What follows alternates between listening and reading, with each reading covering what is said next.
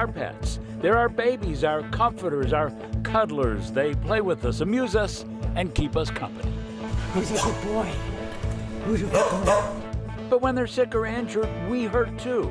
And now there's a silent crisis of care for those pets. An overwhelmed veterinary system can't seem to keep up with the number of sick and injured animals. I've been practicing more than 25 years. I've never seen a time like this. As a result, many are suffering, some are dying. And the short supply of veterinary care is driving up prices. People have surrendered their beloved companions because they can't afford the care. Those broken hearts can't be healed.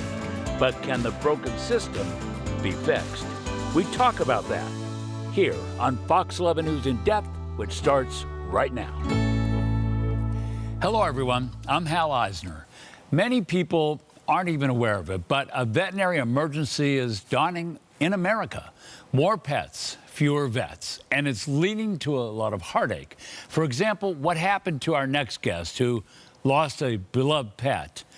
Tammy Borne is with us right now. Tammy lost her dog, Jax. It happened just last week. And Tammy, take a second and tell us what happened to you, your family, your dog, and the experience you went through. Well, it was a Sunday night, and he wouldn't eat his dinner, which is very unusual for a Labrador. He's never done that before. And we noticed that he was seemed a little more tired that day. And after he wouldn't eat, we're like, well, he looked like his stomach was a little bloated. So we thought maybe it might even be where their stomach was twisted or something was wrong. So we rushed him over to our emergency vet, Conejo Valley Vet. They said it'd be about a 4 to 6 hour wait, but we had no choice. We got there around 8 o'clock and they took his vitals and then took him in the back. After they took him in the back, we waited for another hour, and then they came out around 9:15 or so and said that their x-ray machine was down and that we were going to have to find another vet to take him to. So they handed us a paper with other emergency vet names on it, and we were starting to call, and then someone had microphoned, the x-ray machine is back. We can go ahead and do it now. So that was at 9:15, 10:15, still nothing. We were asking, we just wanted to be in a room with our dog. They kept him in the back. It was about 3.5 hours, 11:30 that we saw the vet. The vet came in without our dog, asked us some questions, and then told us that he had a tumor on his spleen that had burst, and his belly was filling with blood. So he was dying in front of us. There wasn't anything that we could do. They didn't have a surgeon on duty. They had a surgeon on call at a vet's office in Ventura, Horizon Vet. But by that time, it was too late. Now, maybe if he was seen a little bit earlier instead of the 3.5 hours, maybe that would have saved him. But at that point, we had to put him to sleep. I'm so sorry. And to your family, our condolences. Obviously, this is a tragic story. And this is not the first story we've heard like this. In fact, here is what the chief veterinarian for the VCA animal hospitals nationally told us. There's just simply not enough veterinarians and trained veterinary technicians to do the work. We have more people that want to have appointments, and we have a personnel crisis, a staffing crisis. And while it's not just an LA City or an LA County or even a Ventura County issue, it is causing problems here. Veterinarian Fumi Yamamoto is with the LA County Animal Care and Control. And from the LA City Department of Animal Care and Control, Chief Veterinarian Dr. Jeremy Prupas joins us as well. Thanks for being with us. Let's start with Dr. Yamamoto. You and I talked just last week, and we acknowledge the fact there is something going on here. Tell everybody what is going on here.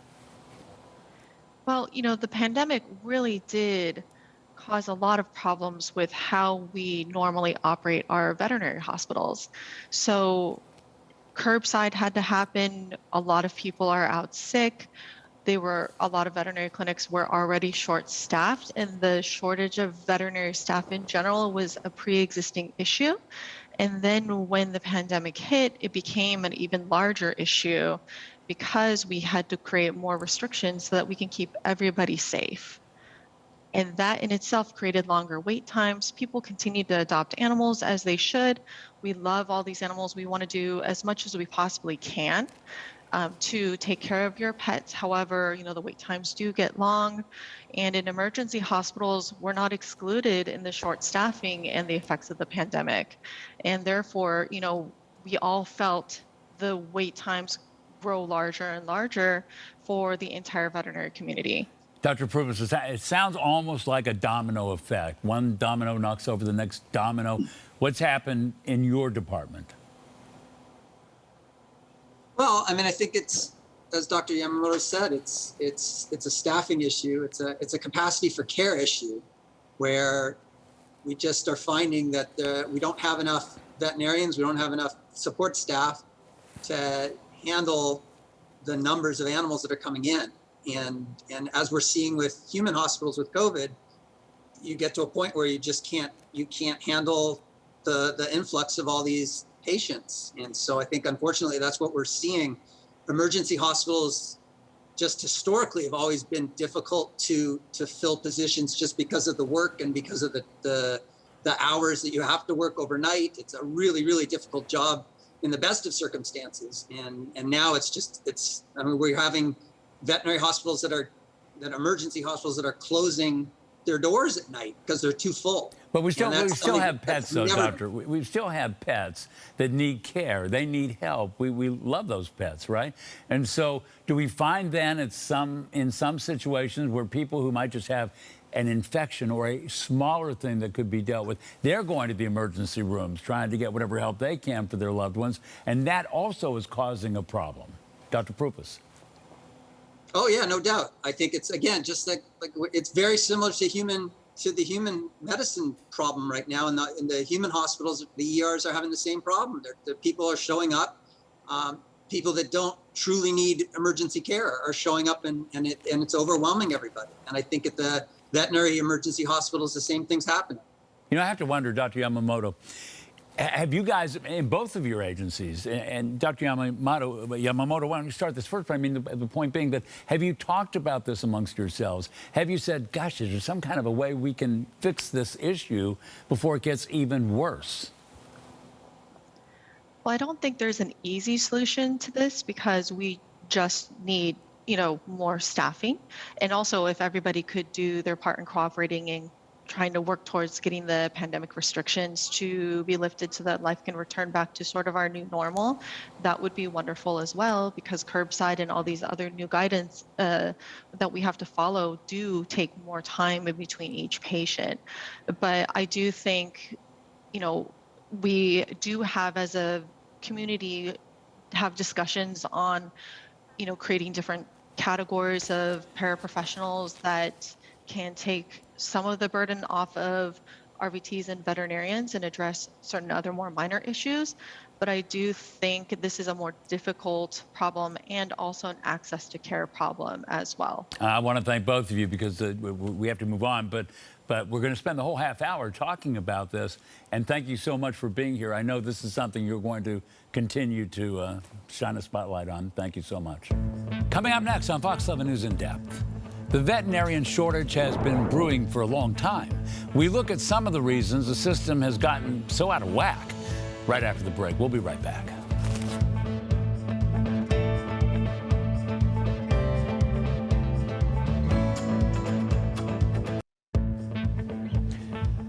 Welcome back to Fox 11 News in Depth. I'm Hal Eisner, and our next guest is an animal advocate.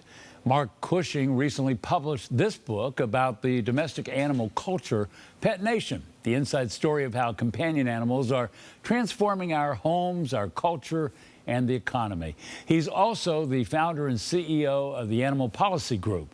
Cushing represents a wide range of pet health, animal welfare, and veterinary educational interests. Thanks for joining us, Mark. And you're very well aware of what we're talking about here. And, one of the things I think contributes to all of that is we have more first-time pet owners because of the pandemic, right? And so more people took in pets because they were working remotely, and now all of a sudden people are starting to go back to work, but they're also finding that if their pets or dogs or cats, whatever, have problems, they've got to find care. No, that's a good way to put it. You had two things happen with the pandemic, Hal. One was existing pet owners, mainly millennials and Gen Zs, who own 60% of the pets in this country, by the way. Many of them got a second dog or a second cat, and they were home with them when they hadn't been otherwise working, outside the home. Then you had a new wave, anywhere between 11 to 20% additional households got a pet. And they notice things. If you're home all day and your pet's at your feet, or you're spending time with him, you see things, and they got curious about that. And really, what's at the core of this is millennials have made it clear across this country, LA, California, across to the east, they want health care for their pet at the same level, same quality as for themselves, and they'll pay for it. And frankly, the veterinary system that we've built in this country was not prepared. It's a great problem to have. You have a new group that demand and want to pay for health care, but they weren't prepared for it. And it's a complex issue, but there are solutions, 4 or 5 actually I'm involved in, but that's where we've arrived.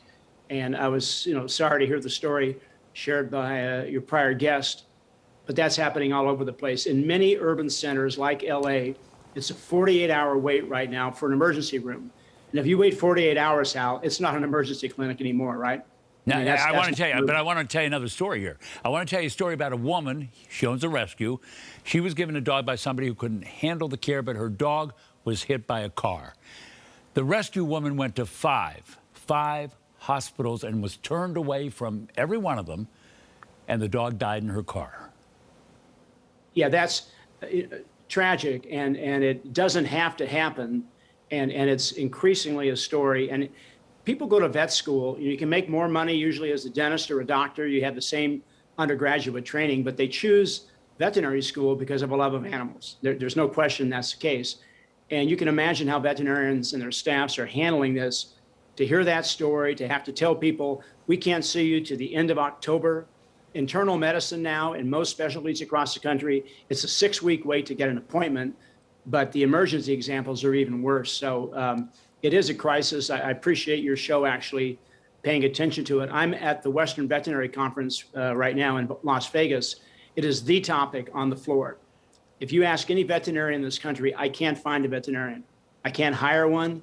My staff aren't going to work under these conditions, and it is a crisis. So, but there are solutions we can talk about. All right, but let's do that. I mean, there are people watching right now, pet owners and others, who may be saying, okay, so what do you do about it?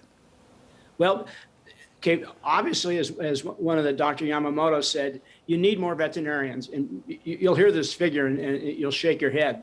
From 1978 until 2014, so you're talking about 36 years, America opened 1 new veterinary college in Pomona, Western University.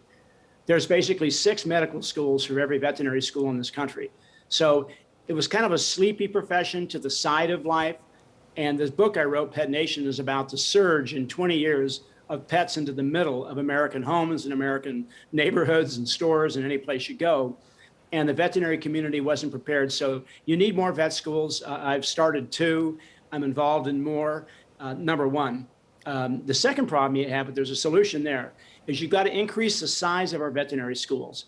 Florida is a great example. When they opened the University of Florida Vet School in Gainesville, Florida had a population of 8 million people, and there were 90 or 85 students in the class.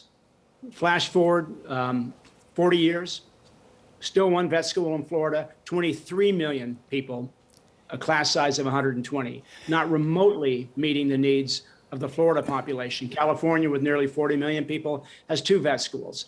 And so you need to increase sizes of classes, and you can do that. But the point being, you need to do that, but will they do that? And there's philosophy, and then there's action.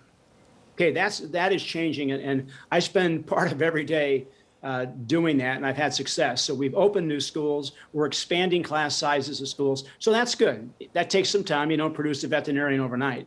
The second issue is veterinary medicine calls veterinary nurses technicians, vet techs, and they are on average given the chance to utilize only 50% of their skills that they're board certified to use. Now, why does that matter? That means veterinarians are doing things with pets that should be done by their staff who are trained to do that, and they can spend more time with dogs that have more, or cats with critical needs.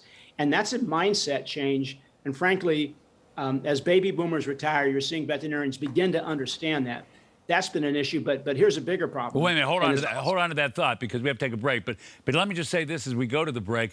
VCA Animal Hospitals hired 5,400 people this past year, and they say that's not even enough. Stay with us, Mark. He's going to stay with us for the next segment. And another will be joining us, a rescue operator. That's coming up on Fox 11 News in Depth. Don't go away. We'll be right back.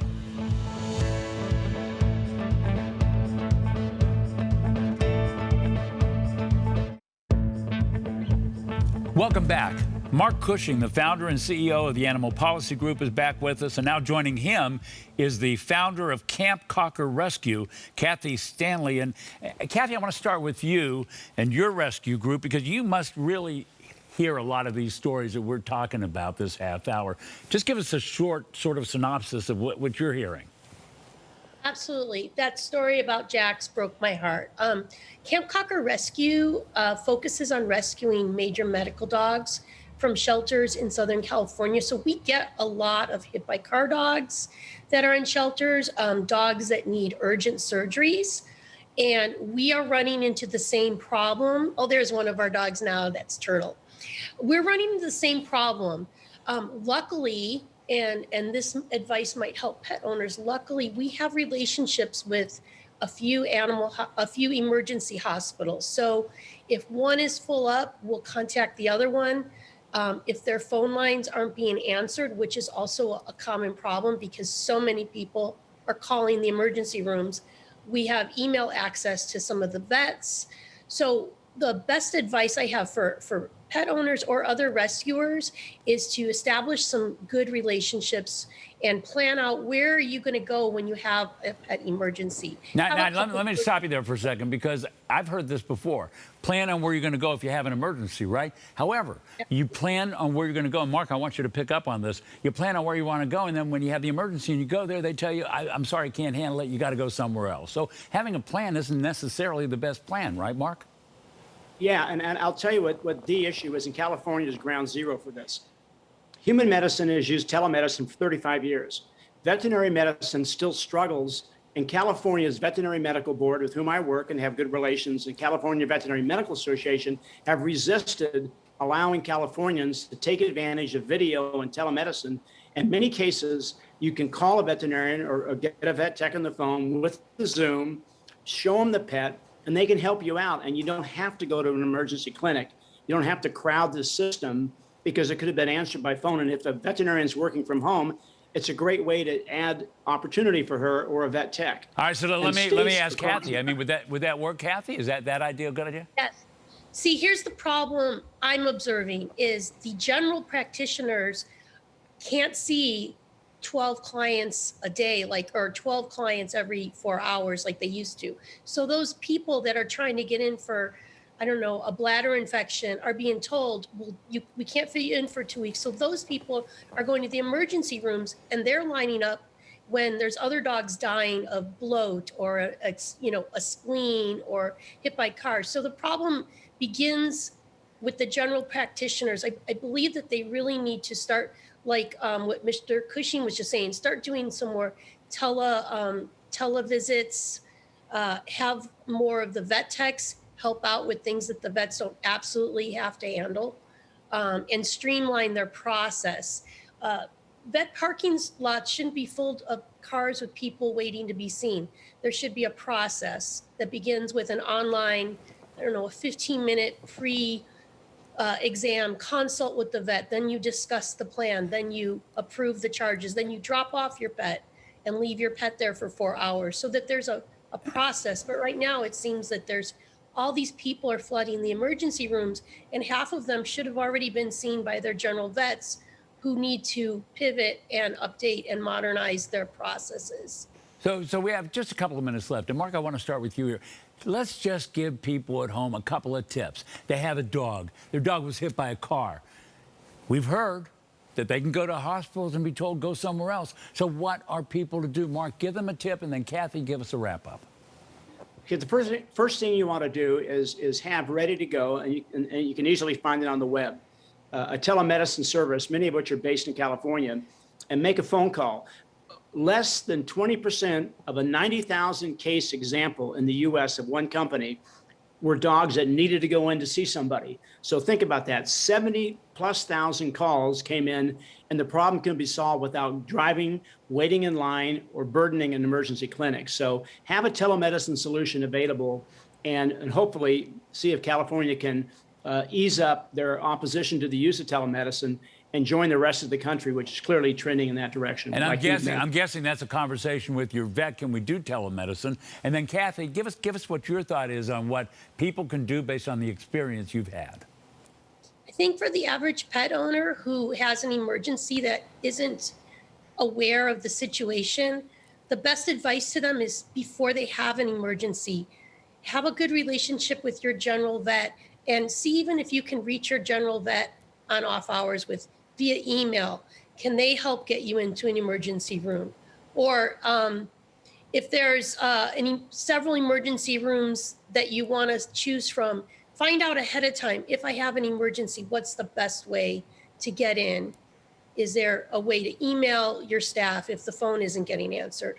And also, a lot of pet owners should really have a financial plan prepared for these emergencies. We get a lot of owner relinquished dogs because pet owners haven't thought ahead and planned for a $10,000 emergency. That's how we end up with a lot of our medical dogs. And that happens a lot, and that's why a lot of dogs have been surrendered and cats have been surrendered because pet owners can't afford it. Kathy Stanley, thanks so much for being with us. Mark Cushing, we're not going to stop talking about this. We're going to keep a spotlight shining on it. I appreciate both of you for being with us. Fox 11 News in Depth will continue right after this. Don't go away.